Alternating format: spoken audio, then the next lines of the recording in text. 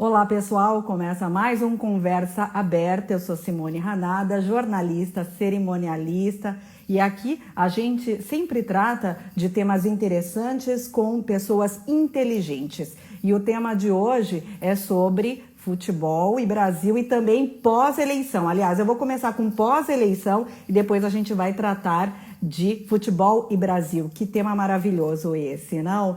E para falar a respeito desses temas, eu convidei o Thiago Uberraj, que é jornalista da Jovem Pan. Vamos chamá-lo aqui? Ele já está entrando. Quero dar um oi aqui para a Márcia Ferrari, que está com a gente. Oi, Olá, Simone. Thiago. Boa noite. Tudo bem? Tudo bem? Joia? Que Muito ótimo obrigado tê-lo pelo aqui. convite, viu? Que ótimo tê-lo aqui. Obrigada a você pela sua presença. Você tirar um tempinho aqui para repartir aqui um pouquinho com a gente, compartilhar um pouco das suas opiniões. Depois a gente vai falar também do seu livro, que está uma delícia, viu? Obrigado, viu? Obrigado Thiago, mesmo. que bom, que bom. Thiago, eu queria que você falasse aí como jornalista, que você é um jornalista renomado da Jovem Pan, e contasse um pouco para a gente o que você está achando desse momento pós-eleição, onde a gente tem um cenário muito interessante, onde as pessoas elas começaram a votar de uma maneira mais conservadora, porque muito se falou na eleição passada que a gente teve, e que as pessoas estavam renovando os seus votos. Elas estavam votando em partidos diferentes que estavam surgindo. E agora a gente vê uma retraída. O que você acha que aconteceu nesse momento? Ô, Simone, o que eu sempre digo é o seguinte, a gente tem que separar algumas coisas, né? Porque a eleição municipal é uma eleição específica em que muitas vezes o eleitor deixa tendências ideológicas de lado e vota mais pensando no que a gente costuma chamar no buraco da rua, né? O dia a dia nosso. Então a eleição municipal é uma eleição muito mais próxima da gente, mais próxima do eleitor, mais próxima do cidadão. Claro que eu acompanhei todas as análises, né, os cientistas políticos que a gente entrevista muito também na Jovem Pan, nessa leitura que a gente faz que o eleitor, na comparação com 2018, deixou um pouco os extremos, vamos dizer assim, e foi mais para o centro, né, ou para o centro-direita, e a gente tem uma... Eu não sei se é uma renovação, mas a própria esquerda vai se achando ou está começando a trilhar um outro caminho com a derrota do PT, que para mim é talvez uma das principais consequências dessa eleição, é o desempenho ruim do PT nessa eleição. Mas a gente tem que lembrar o seguinte, a gente compara muito, né, a eleição municipal com a eleição presidencial, mas em 2018 eu acho que foi uma eleição totalmente atípica, né? Porque muita gente votou, no caso da vitória do presidente da República hoje, né? Muita gente votou mais no anti-PT do que no próprio presidente Jair Bolsonaro, né? Claro que ele tem todo um discurso que abarca muitas opiniões e muitas pessoas, né? Mas eu acho que assim, a gente tem que olhar o resultado dessa eleição como um resultado muito parecido com várias outras eleições, porque o brasileiro é extremo, e eu costumo dizer também,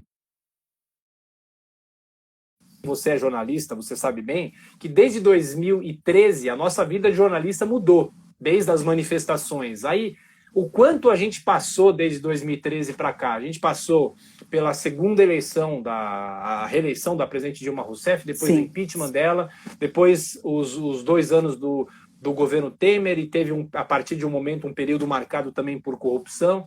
Aí a eleição de 2018, que foi uma eleição totalmente atípica, né?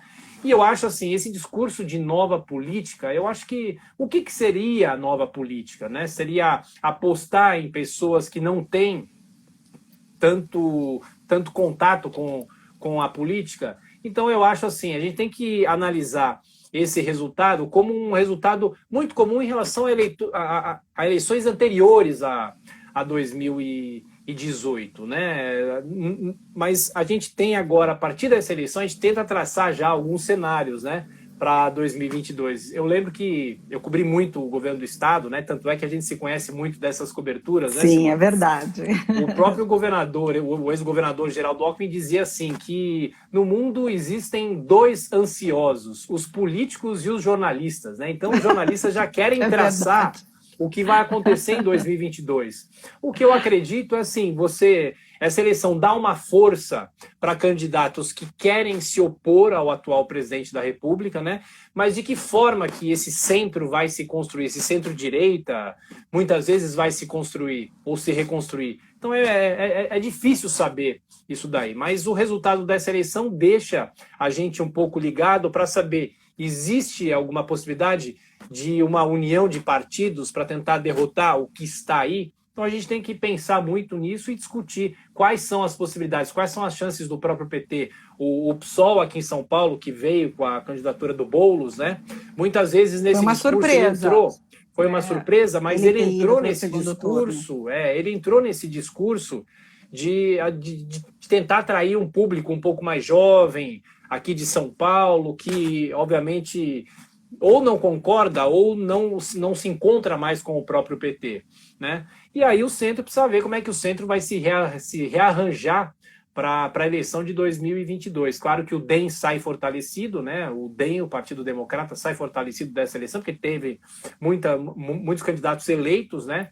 Mas eu não acredito que o que a gente teve em 2018 possa se repetir em 2022, porque cada eleição é uma história diferente. Ela tem uma característica diferente, sim, Thiago. Claro.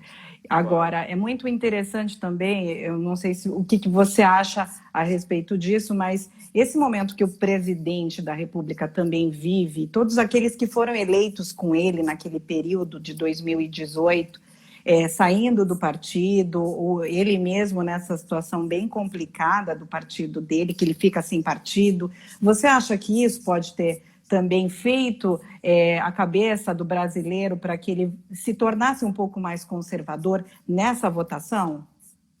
Ô Simone, o que eu costumo dizer, tanto é que na última segunda-feira, né, o pessoal lá do Pânico da Jovem Pan me chamou lá para dar uma palavra sobre as eleições, né? E eu disse lá o que eu vou repetir aqui. Eu acho que, assim, não só os jornalistas, mas também acho que os brasileiros como um todo, nós estamos um pouco cansados desse embate, desse eterno confronto, né? Você entra no Twitter, você vê uma praça de guerra, né? Se você é a favor do isolamento social, já te taxam de esquerdistas. Se você diz que o Biden já é o presidente dos Estados Unidos, já te taxam como anti-direita, entendeu? Então, assim, a gente vive um período de muitos rótulos, né? E a gente vive uma temperatura muito alta, e vem vivendo, repetindo o que eu falei para você, desde 2013, uma temperatura política fervilhando, muito alta, né? Então, eu acho que, assim, o resultado dessa eleição mostra também que o brasileiro quer um pouco mais de paz, um pouco mais de calma, né?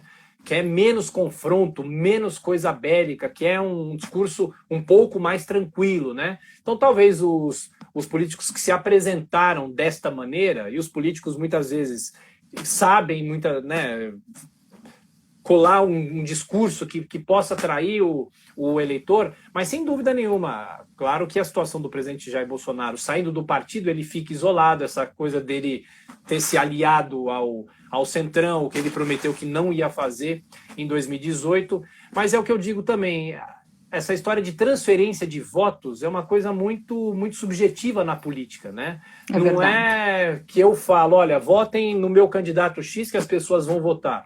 O presidente Jair Bolsonaro apoiou mais ou menos, porque não mergulhou na campanha política, apoiou o Russomano. Mas o Russomano tem 2 históricos e 2 eleições perdidas aqui em São Paulo. É verdade. Então, a rejeição do presidente aqui em São Paulo vem crescendo, é grande, né? Então, eu acho que, assim, ele tentou colar a imagem no presidente e não deu certo. Ao contrário, em 2018, teve todo um fator. A Joyce colou a imagem dele, o Major Olímpio colou a imagem dele. Muita gente. Muita gente colou a imagem, né?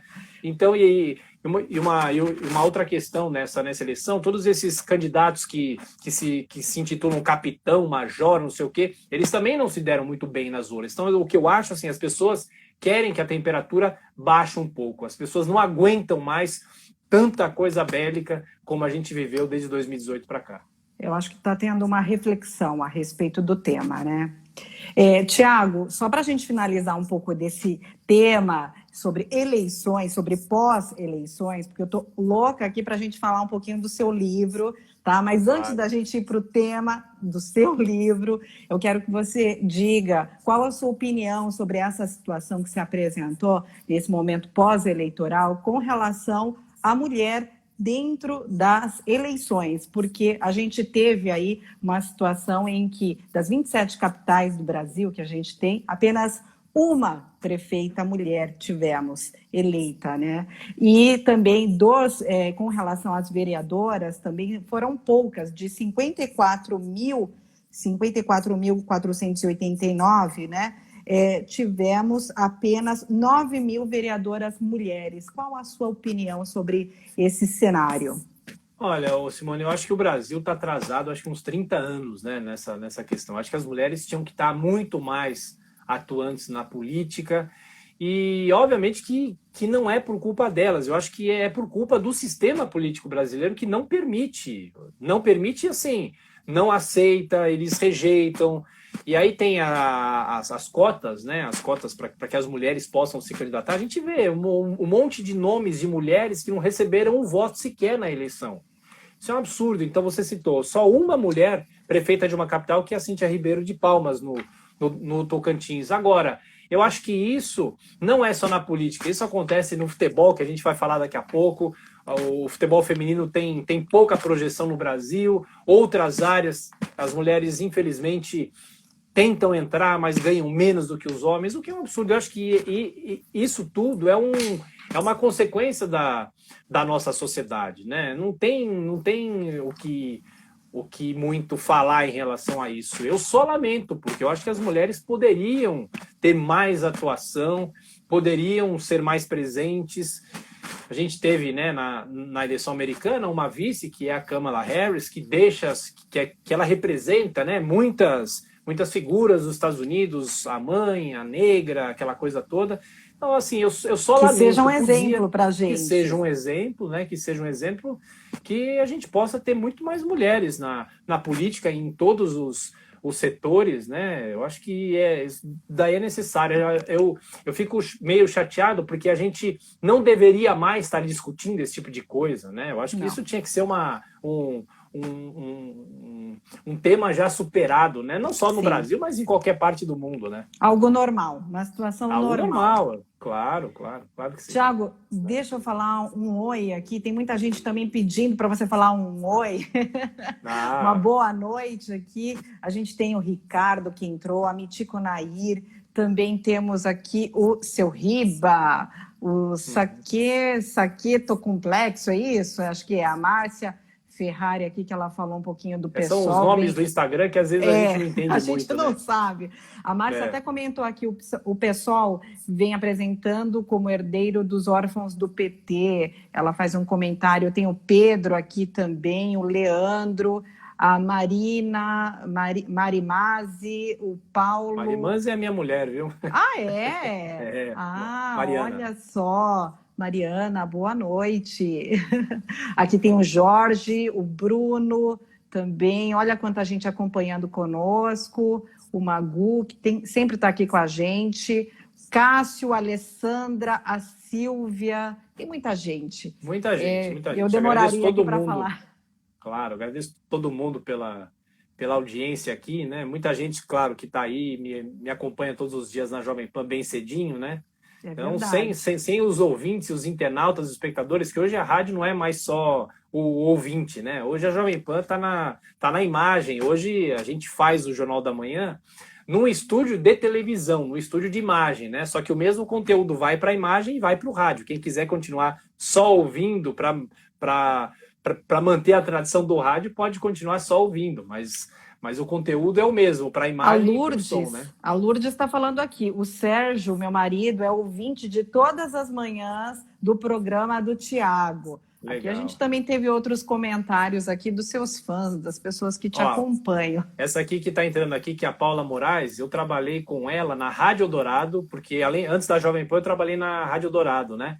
E ela é uma das maiores vozes que eu já conheci, as vozes femininas do rádio, né? Então, se você ligar para um banco, aí você tem lá uma espera falando, Bradesco, o Itaú, não sei o quê, a voz é dela, viu? Ela é uma das vozes mais conhecidas do Brasil. Paula, seja Paula bem-vinda, Moraes. que ótimo. Você pode tá entrevistar aqui. ela qualquer dia, viu? Estou fazendo aqui a propaganda dela. Vou entrevistar você, Paula. O Thiago está falando de você, agora eu quero entrevistar. Isso. Olha, eu quero falar um pouquinho desse livro maravilhoso, aqui em 1970, O Brasil é Tri. É um livro muito interessante. Também, ah, que gostoso. Esse livro é uma delícia de ler. É o livro do Thiago Berrais. Para quem ainda não comprou, não leu, por favor, faça, porque esse é um livro recheado de informações, não só sobre o futebol, mas sobre a história do Brasil, sobre aquilo que se apresentava no período de 69, 70 e como o futebol foi transformador, inclusive na política, no momento que o país vivia. Thiago, o que te impulsionou a escrever a respeito deste livro e sobre este tricampeonato que foi algo histórico e muito emocionante, que mudou o país, né, o Brasil? Ô Simone, acho que muita gente que me acompanha todos os dias no Jornal da Manhã falando mais de política, economia, né, talvez não imagine, né, que eu tenho essa paixão pela história do futebol. Antes mesmo de virar jornalista, lá com meus 13, 14 anos, tanto é que você que leu, você viu o prefácio não, a minha apresentação, né? Como se eu tivesse no dia da final da Copa do Mundo, acordando cedo, empolgado, indo jogar bola com os amigos na rua, aquela coisa toda, né? E eu não era nascido em 1970, eu nasci em 1976, né? Mas desde os meus 13, 14 anos eu comecei a ler muito sobre Copa do Mundo. Eu estou falando do ano de 1990, em que não tinha YouTube, não tinha internet, não tinha absolutamente nada. Eu gostava de pesquisar nos livros mesmo, nas revistas, a revista Placar, e nas emissoras de televisão, os programas, né, que contavam a história do futebol. Eu cito aqui o Grandes Momentos do Esporte da TV Cultura, né? Então eu pensei em fazer jornalismo justamente por causa do futebol. Eu queria só trabalhar com futebol, ser repórter de campo, apresentador do Globo Esporte, sei lá, né? Mas eu entrei na faculdade em 96 e aí comecei a trabalhar na Rádio Dourado, que era uma rádio que não tinha cobertura de futebol. Né? Então eu comecei a ir para outros caminhos, comecei a cobrir política, comecei a cobrir economia, comecei a apresentar muita coisa no estúdio, só que Eldorado sempre me deu muita chance de fazer matérias históricas sobre o futebol. E aí eu comecei, e quando eu fui para a Jovem Pan, eu não fui para fazer esporte na Jovem Pan, não faço o dia a dia do esporte na Jovem Pan, mas eles sempre me deram espaço também de fazer essas matérias históricas. Inclusive, eu até já faço uma propaganda aqui, a gente está na reta final, um podcast que varou esse ano inteiro, chamado 90 Anos de Copa, que foi um podcast que eu levei ao ar nas plataformas da Jovem Pan. E quando você começa a estudar e ler sobre a história das Copas do Mundo, você não tem como não ficar vidrado nessa história da Copa do Mundo da Copa de 70, porque é uma coisa assim, é um momento, é uma Copa em que não tem igual, não só pelo desempenho da seleção brasileira. Essa Copa eu costumo dizer que mistura as minhas três paixões, que é a história do futebol, da seleção brasileira, a forma como a seleção jogou em 1970. Tem também a história das comunicações, porque é a primeira Copa transmitida ao vivo via satélite para todo mundo, a primeira, né? E tem também todo o pano de fundo da história do Brasil. Eu adoro a história do Brasil, adoro ler os livros de história do Brasil. Então, assim, você não tem como dissociar uma história de uma competição como a Copa do Mundo do contexto social, do contexto da época, do momento em que o Brasil vivia. E porque o meio também influencia o futebol. E o futebol influencia o meio, né, no caso. Você acabou de tocar sobre o meio que influencia. Eu vou dar aqui um pequeno spoiler do seu livro. Para quem não sabe, quem está chegando agora, eu estou com o jornalista Thiago Berrais, da Jovem Pan. Ele tem um livro maravilhoso aqui sobre 1970, o Brasil é Tri. E você escreve aqui no livro a respeito daquele momento em que o Brasil está vivendo a ditadura militar. 1969 e 1970. E os jogadores, eles vivem certos impasses, inclusive para a escalada do time que ia jogar. A gente tem aí o Saldanha, que era, né, a pessoa que estava comandando, né, o time, aí ele sai Fala um pouco disso, porque houve mesmo uma influência do presidente da República na escolha dos jogadores ou mesmo do Zagallo. Você acha que houve mesmo isso? Eu achei muito interessante essa parte do livro. Olha, Simone, eu acho que essa é uma das questões mais polêmicas que existem, né, que cercam a seleção de 1970, né? O que eu acredito é o seguinte: quando o Brasil perde a Copa anterior, que é a derrota em 1966, o Brasil era bicampeão do mundo, 58 e 62, e o Brasil perde a Copa do Mundo de 1966, numa campanha trágica. O Brasil não passa nem da primeira fase, o Pelé é caçado em campo. E aí, em 66, ainda era mais ou menos o começo do regime militar. O regime se dá em 1964, mas não deu tempo para a ditadura começar a pensar em conquista de Copa do Mundo em 1966 ainda, né? Você tinha o governo Castelo Branco, que não estava muito preocupado, ou não tinha tantas preocupações com o esporte, né? A partir da saída do Castelo Branco e a entrada do Costa e Silva, aí ele já começa a olhar o esporte de uma forma diferente, né? Porque na história das Copas do Mundo... Já tem o AI-5. Já tem o AI-5 em 1968, né? Então, já há uma preocupação de ter também educação física nas escolas. Isso é muito da própria era Vargas, né? O Vargas se preocupava com essa questão da educação física nas escolas, a história do culto ao corpo, né? E também a associação das imagens do país, né? A bandeira nacional, o hino à bandeira, o hino nacional, aquelas coisas, né? Então, quando o Costa e Silva assume, já há uma preocupação. Olha, o Brasil não pode fazer feio como fez em 66. O Brasil precisa ganhar a próxima Copa do Mundo, ou precisa fazer uma campanha melhor, né? Então, o que acontece? O caminho de 66 até chegar a 1970 é um caminho turbulento, e aí em 1969, a CBD, que é a atual CBF, quem presidia a CBD era o João Avelange. Ele convida o João Saldanha para ser o técnico da seleção. O que, para muitos, era uma maluquice, porque o Saldanha, um comunista convicto, um dos grandes críticos da seleção brasileira, porque ele era comentarista, né? Ele era jornalista, ele era comentarista da Rádio Globo, da TV Globo, enfim, né? E ele era o crítico mais ferrenho da seleção. Então, eu acho assim, muita gente discute por que o Saldanha caiu, né? Por que o Saldanha foi demitido mais para frente. Eu acho que antes de discutir por que ele caiu, é porque ele foi escolhido.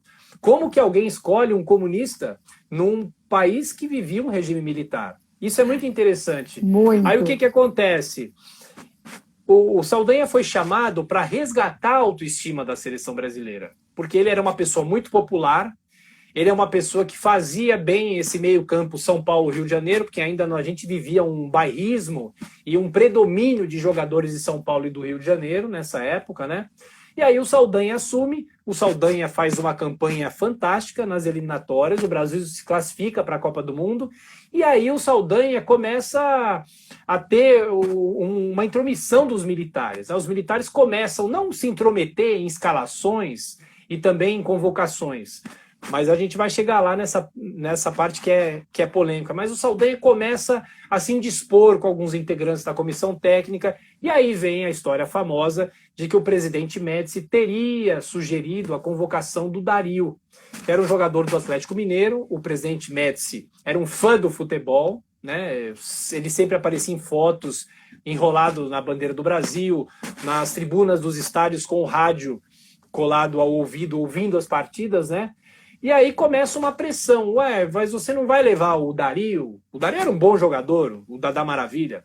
Mas você não vai levar o Dario, não vai levar o Dario. E aí o Saldanha começa a ficar incomodado com essa pressão, né? Pressão do presidente da República da época. Pressão do presidente da República da época, do staff do presidente. O próprio Avelange, existem algumas declarações que o próprio Avelange pressionava ele, e o próprio Saldanha usava isso para tentar fazer barulho, né? O Saldanha viajava para o exterior e no exterior dava entrevistas dizendo que o Médici era o maior assassino da história do Brasil. O Médici era o presidente na época, né? Que sucedeu o Costa e Silva. O Costa e Silva, na verdade, ficou doente, aí teve a tal da junta governativa, aí na sequência veio o Médici, né? E aí o ano de 1970 começa muito conturbado. O Saldanha começa a dizer que o Pelé estava cego, e a gota d'água é quando o Saldanha invade a concentração do Flamengo armado numa tentativa de, sei lá, dar um tiro no técnico do Flamengo que falou mal do Saldanha num programa de televisão. Que e aí sangue o Saldanha quente que ele era também. É, um sangue quente. Ele era gaúcho, aquela coisa que sempre viveu no meio de batalhas, aquela coisa, né? E aí o Saldanha é demitido. E aí o Zagallo assume, e uma das primeiras atitudes que o Zagallo toma é convocar o Darío. O Zagallo falou, olha... Você acha que é para agradar o presidente? Claro que sim, época? claro que sim, claro que sim. Obviamente que o Zagallo sempre negou isso. Eu mesmo fiz já algumas entrevistas com o Zagallo, claro que ele ia negar, né? Mas o fato é o seguinte, só para fechar essa parte, será que os militares interferiam nas escalações? O fato é, o Darío foi para a Copa do Mundo, mas o Darío não entrou em nenhuma partida. O máximo que ele ficou foi no banco de reservas do terceiro jogo do Brasil. Então, num dos capítulos aqui do livro que você viu, Simone, tem o título lá, os militares não mandam em campo. Os militares chegaram ao redor do campo, mas não houve interferência dos militares em escalações, e se houve uma interferência talvez na convocação do Darío, mas foi o Zagallo que resolveu convocar para não ter problema com os militares, né? Agora, o que os militares tiveram muito, né, em relação à seleção de 70 é o dedo dos militares na preparação física do Brasil. Foi toda uma preparação física com muitos toques, vamos dizer assim, com o acompanhamento dos militares. O Cláudio Coutinho, que depois foi técnico do Brasil na Copa de 78, ele era um militar e era um dos preparadores físicos da seleção, né? Então, e aí isso mostra que em 1966 o Brasil, além de mal preparado tecnicamente, estava mal preparado fisicamente. Então o que eles pensaram é o seguinte, o Brasil pode até perder a Copa de 70, mas no ponto de vista físico não vai perder. Então aí tem a interferência dos militares na preparação física da seleção. Que interessante isso que a gente viveu, que o país viveu. Deixa eu fazer aqui alguns comentários. Tiago, tem um barulhinho, acho que talvez o seu microfone esteja batendo um pouquinho ou no braço ou na roupa aqui, mas deixa eu fazer aqui passar os comentários. O Daniel aqui menciona curiosidades que eu sempre tive aqui a respeito do que você está falando. O Bernardo, ele fala, Tiago, você é fera. O Bernardo também fala, e é justo afirmar que o Saldanha montou aquele time? Aquele time é a cara do Saldanha. Eu acho. O que você acha? Deixa eu só fazer um comentário. O Bernardo que está aqui é o Bernardo Pascoaletti, e ele é do Rio de Janeiro, e ele acabou de lançar um livro pela editora Record contando a história do último presidente da ditadura, que é o Figueiredo. O título do livro é Me Esqueçam, né? E aí ele é outro que você pode entrevistar. É um livro muito legal, é um livro que preenche uma lacuna nessa história do Brasil, contando um pouco da história do último regime militar. E o Bernardo também, ele é... né, já, para um momento mais democrático que a gente tem. A passagem para o regime democrático. O Bernardo, inclusive, ele é botafoguense, ele escreveu um livro sobre a conquista do Botafogo em 1993 da Conmebol, né? Mas o que eu acho é o seguinte, o Saldanha, ele montou a base daquela seleção, né? Só que a gente não pode dizer aqui que o Zagallo não teve o dedo dele na seleção. É claro que tem. O Zagallo aprimorou a base do Saldanha, né? O Saldanha montou uma seleção para as eliminatórias, que era um torneio mais fácil, mas o Zagallo aprimorou aquele time e montou, sim, uma grande seleção, a super seleção da história das Copas do Mundo, e que conquistou a Copa do Mundo de 1970. Então, eu acho que assim, o Saldanha tem o dedo, o Zagallo também, só que o Zagallo aprimorou. O Zagallo não pegou só o time do Saldanha e foi lá para a Copa do Mundo, muito pelo contrário. Tanto é que se você observa a escalação do Brasil nas eliminatórias e a escalação do Brasil em 1970, ele fez algumas modificações, né? Colocou, por exemplo, o Piazza na quarta zaga, recuou o Piazza. Tem que ler o livro para vocês saberem do que o Thiago está falando, tem que ler o livro, pessoal. É verdade. Aqui a Márcia menciona, que história fantástica. E aqui o Daniel comenta, ele faz curiosidade que eu sempre tive. Pelé tinha a cueca da sorte ou algo parecido? Olha, o que eu sei é o seguinte, eu já li muito sobre a carreira e a vida do Pelé, até ele tem um livro muito bom que é a Autobiografia do Pelé, que foi lançada em 2006, e no livro eu cito, né, algumas passagens da autobiografia do Pelé. O Pelé nunca foi supersticioso, nunca vi qualquer referência à superstição, a usar a mesma camisa que jogou não sei onde, né? O Pelé era muito bom dentro de campo, acho que ele não precisava de superstição para surpreender os adversários, né?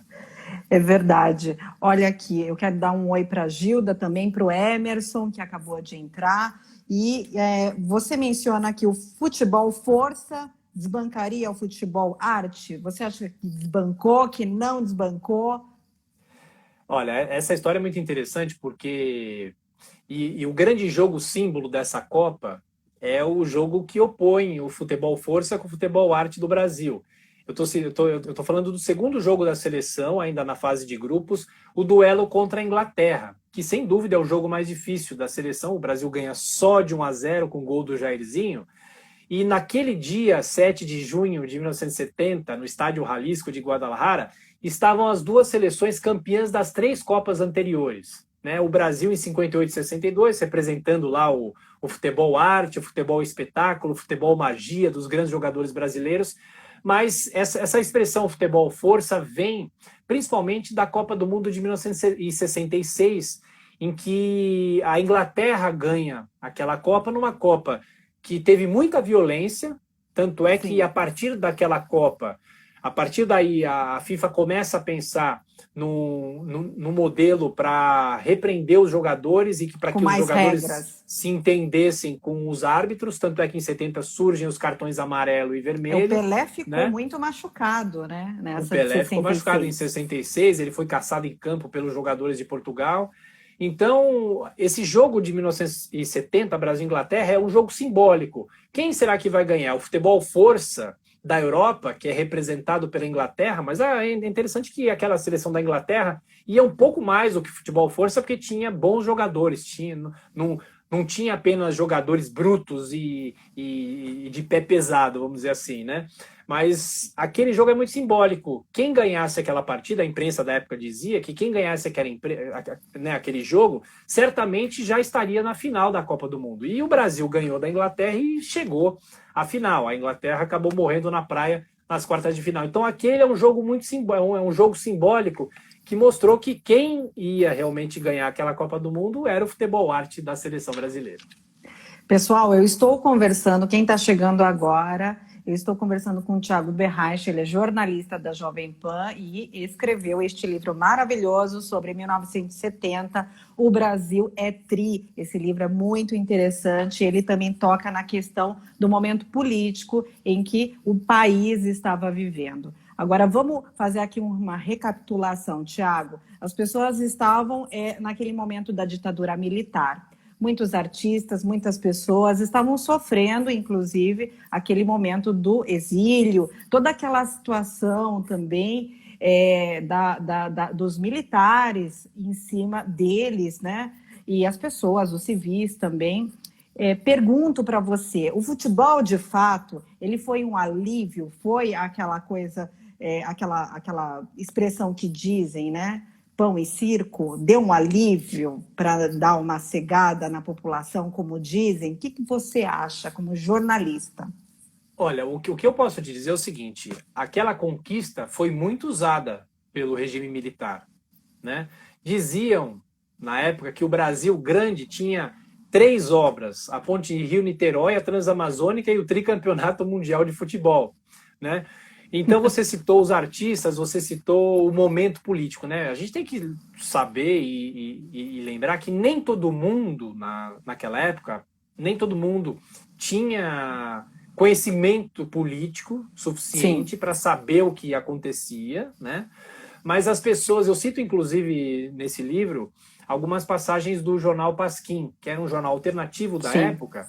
E é interessante porque muita gente que tinha consciência política daquela época antes da Copa do Mundo começar, dizia, olha, eu vou torcer contra a seleção, porque se a seleção ganhar, o regime militar vai se aproveitar daquela conquista, vai fazer de tudo para dizer que o Brasil é o melhor país do mundo, o maior país do mundo e tudo mais. Só que durante a Copa do Mundo, com o futebol apresentado pela seleção, as pessoas falaram, olha, eu não tenho como deixar de torcer para a seleção brasileira. Claro. Né? Então, assim, eu acho que as pessoas precisam saber separar uma coisa da outra, né?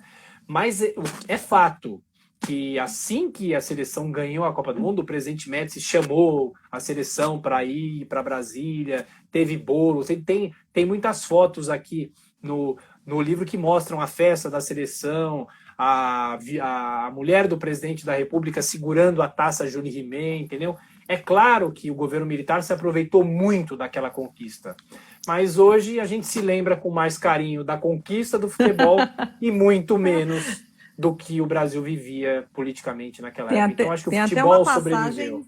Muito interessante que você diz aqui no livro, você menciona, relembra que o Maluf chegou a dar os Fuscas, os famosos sim. Fuscas para os jogadores quando eles voltaram do campeonato. Sim, o Maluf era o prefeito, né, de São Paulo da época, isso. E os jogadores também ganharam pontos da Loteria Federal, entendeu? Então eles foram muito agraciados pelo regime militar, né? A ditadura se aproveitou muito, dizendo que o Brasil era o país grande, o Brasil era o país do futuro, o país das conquistas, né? Claro que a Copa de 70, não dá para a gente dizer de uma forma direta que o Tri ajudou diretamente o regime militar, mas o tricampeonato causou uma euforia naquele momento, né?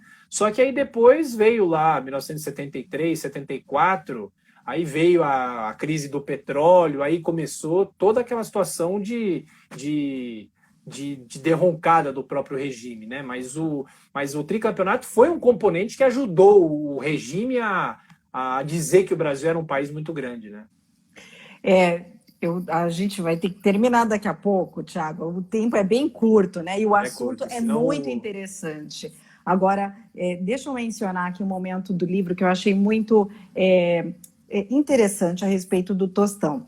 Tem até aqui uma foto do Pasquim, né? Isso. E o Tostão, na frente, ele faz uma declaração. Você acha que os jogadores, eles tinham essa consciência de que eles estavam, talvez, sendo usados, né? Eles jogavam muito bem, mas que eles também estavam sendo usados de alguma maneira no jogo, né? Pela situação, por tudo que o país vivia, essa consciência política, eles possuíam? Olha, Simone, eu acho que nem todos tinham essa consciência. Outros tinham, mas eles sabiam, eles tinham mais o foco no futebol, né? Eles sabiam, olha, a gente precisa ganhar essa Copa, tipo, dane-se que vai ajudar o governo, vai ajudar o regime, entendeu? A gente quer ganhar a Copa do Mundo para entrar para a história, para ser, né, um nome importante no futebol. E você cita o Tostão, sem dúvida nenhuma, o Tostão é o atleta mais politizado daquela seleção, né? O Gerson também era outro que sabia muito, que conhecia o momento, né? Tanto é que hoje ele fala muito sobre aquele período, né?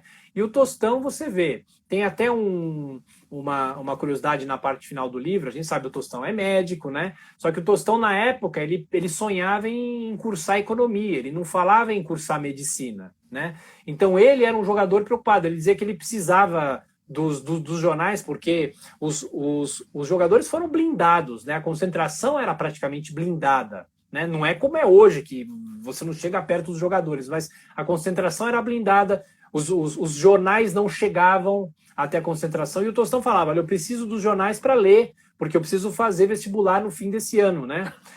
E interessante. É interessante, mas assim, nem todos sabiam, nem todos imaginavam o que aquela conquista podia representar politicamente para o país. Eu acho que alguns sabiam, outros não sabiam. O Pelé, por exemplo, eu tenho a sensação que ele sabia, mas o Pelé, eu acho que era tão focado no futebol, ele queria tanto ganhar aquela Copa do Mundo, né? Porque a vitória de 1970, antes de tudo, uma vitória pessoal do Pelé. Por quê? Porque o Pelé ganhou a Copa de 58 com 17 anos.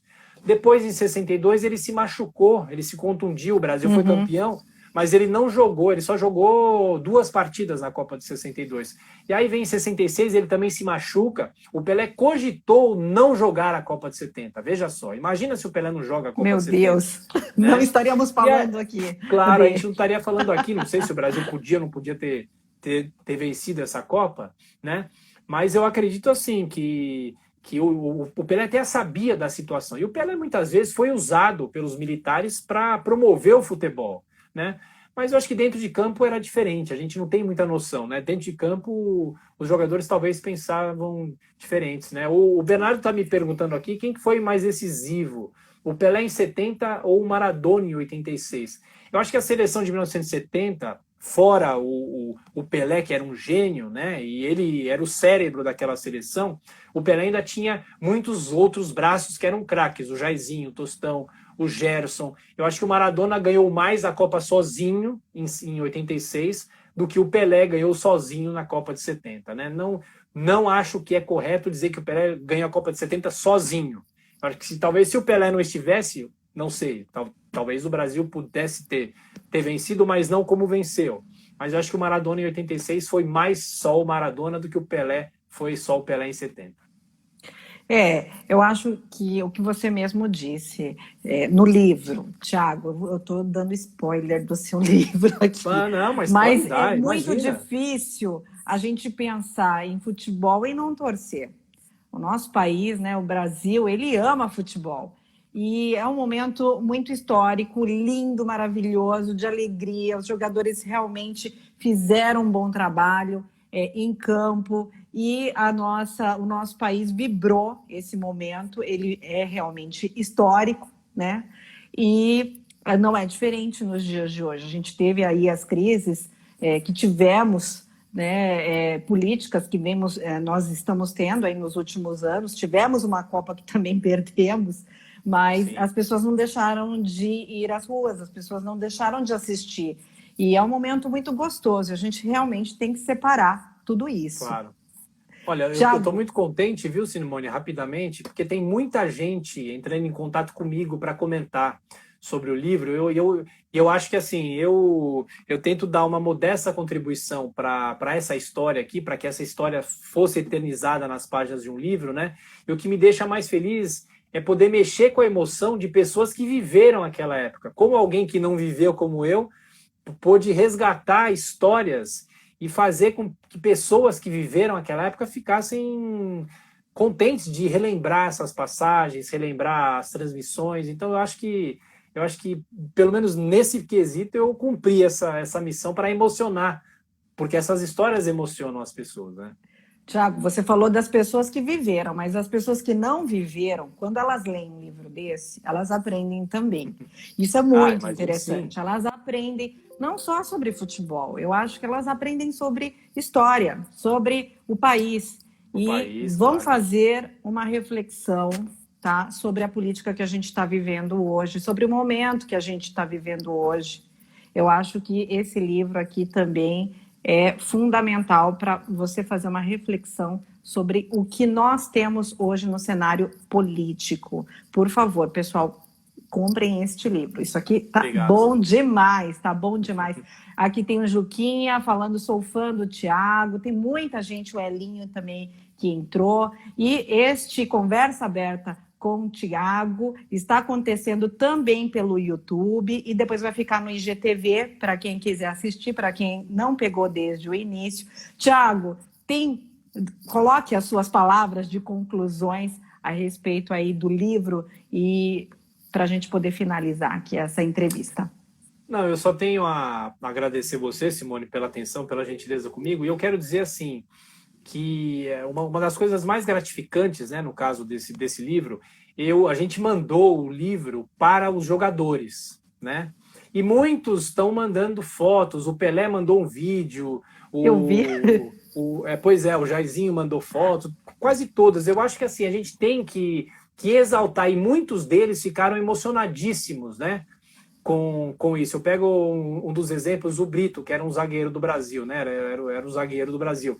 Ele falou, olha, eu não tenho como agradecer você porque você, não só essa é a história de um momento do Brasil, um momento do futebol do Brasil, mas também é a história dos jogadores, né? Você relembrar os jogadores, não necessariamente só os que foram titulares, né? Tem muitos jogadores que muitas pessoas ou não se lembram, ou nem sabiam que eles tinham sido campeões em 1970, porque não entraram em campo. Futebol só 11 entram em campo, né? Nós temos 22 jogadores, né?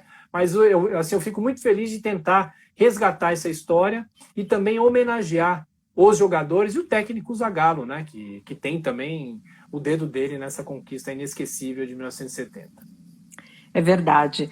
Thiago Berraich, jornalista da Jovem Pan, muito obrigada pelas suas palavras, muito obrigada pelo livro que você escreveu. Isso é um tesouro para todos nós. Por favor, vocês que ainda não têm o livro, comprem. É um livro maravilhoso, 1970, o Brasil é tri. Obrigada pela participação aqui nesse Conversa Aberta com Simone Hanada. Eu quero agradecer a todos os internautas que estão participando conosco aqui pelo Instagram e também pelo YouTube. E a gente vai terminando por aqui. Que coisa, né? Porque tem tanta coisa para falar desse livro, tem tanta coisa interessante, mas o nosso tempo é curto aqui. Thiago, muito obrigada. Obrigado, Simone. Muito obrigado. Uma boa noite. E quando você quiser, eu volto aqui, tá bom? Com certeza, o pessoal vai pedir aqui. Um grande abraço, Obrigado. Um grande beijo, até logo.